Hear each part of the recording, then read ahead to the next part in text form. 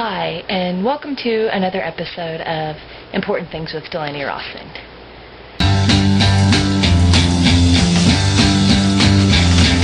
People try to put us down about my generation. But anyway, I have to admit, I've fallen into the trap. It all started out in good fun, haha, jokes. But the fuckery has gone on long enough, and it's time I put a stop to it.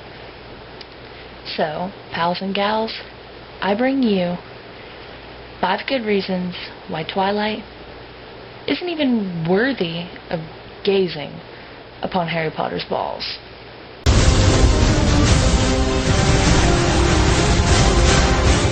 Oh yeah, I went there. Reason number 1. The grammar and composition. Honestly, let's just get real for a minute here.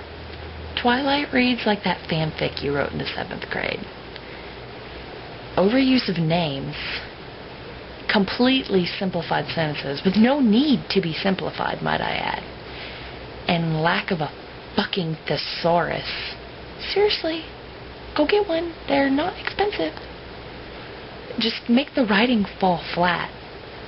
I mean, really, I wrote a better story than this when I was in 8th grade, and it was about Scooby-Doo. It was a pretty kick-ass story, too. We solved a bank robbery crime at a grocery store.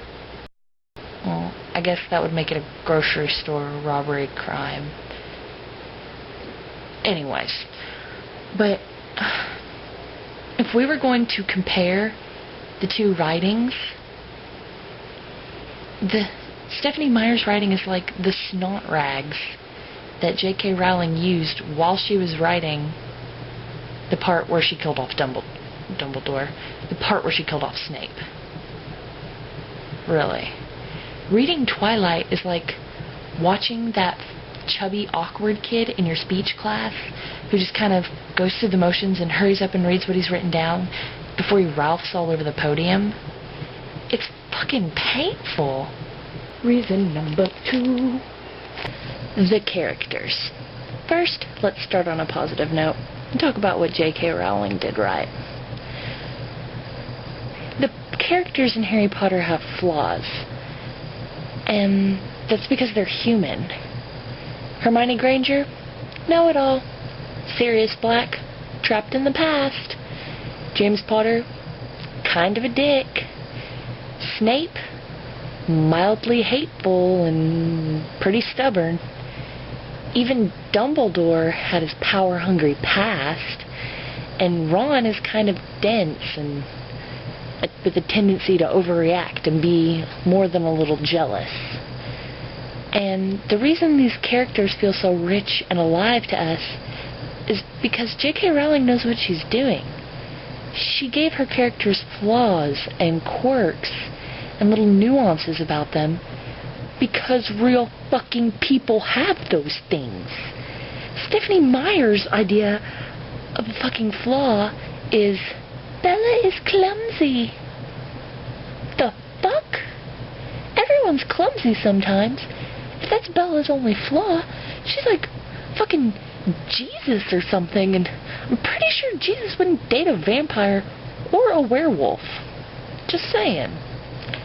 And another thing, this may be just me, but maybe someone else shares this opinion. Not once that I can recall in the entire series of Twilight was Bella's physical description given in detail. Now, I believe that this was used as a device called a shell. And a shell is just like this nameless, faceless, shapeless, whatever you want to call them, character that someone can just slip inside and become. Now, I don't know about you, but me, I'd much rather find someone I can relate to, someone I can identify with, because we share the same traits, not because we're both girls and we're both clumsy and we both bite our lips sometimes. I love you so much, Edward. I mean, seriously, what kind of fucking existence is that? I would much rather relate to someone who is a real person, you know? I mean, me. I feel I relate to Remus Lupin for a number of reasons, but the biggest reason is we're both incredibly desperate to be liked by people. I mean, Remus is so desperate for people to like him because he's been judged and had prejudice against him because he's a werewolf his whole life, that when his friends, James and Sirius, are all, we're being total douche buckets right now, Remus is just kind of like, not looking, I didn't see that. Does that make him a bad person? Well, no. It makes him a human because humans make mistakes. And don't even get me started on Edward Cullen. Apparently, he's fucking perfect, and he doesn't do a damn thing wrong, and he's flawless. Except he likes baseball.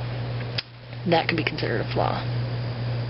And apparently I never got the memo that being an abusive jackass isn't a red flag.